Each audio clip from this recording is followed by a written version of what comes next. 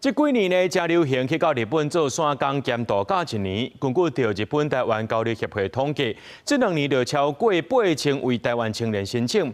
那行政院宣布讲，为着要深化台日人文交流，今年2月开始，本地一人上侪申请一届日本做山工度假签证，8年后会当申请2届。透过 Rio 甲策划分享伫日本生活的踏滴滴，伊是伫京都做实度假的台湾青年 CYC。去年10月去日本了后，一面读语言学校，一面找到伫咖啡厅外场的工作，把伫日本的1年时间。因为我本来就很喜欢日本，想说如果有这个机会的话，可以来这边生活一阵子，我觉得蛮好的。一般的服务业就是最低薪资，汇率也不太好，所以在日本赚钱的话，应该是只能在日本用。虽然较歹欠着钱，不过重点是会当体验不同款的文化环境。目前日本当年提供咱国1万个做实度假名额，申请资格是18至30岁青年，上济申请人数是2019年的7486人，这2年嘛拢维持伫4000多人。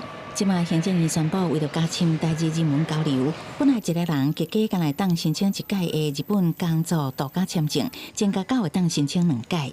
打工度假签刚好就是一个比较弹性的签证，你可以比较自由的去做自己想要做的事情。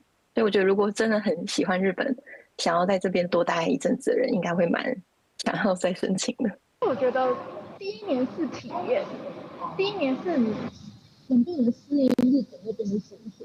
那我自己是很想要第2次啦。去年拄结束去日本做工度假的俊公，加一届机会无定着会当住伫无共所在，也是体验更多工作内容。可惜因为年纪无法度去申请第2届。欢迎收看《伊豆打工度假回忆》。其实毋但日本，包括英国、法国、德国、澳洲、纽西兰、加拿大等，拢总有18个国家甲台湾签署做工度假协议。不过其中以色列因为区域情势紧张，渐慢实施。各国提供的名额、年纪限制，抑个停留期限无同。外交部提醒，申请进前一定都要查明相关的条件甲居留规定，嘛要遵守当地国家的法令。记者采访报道。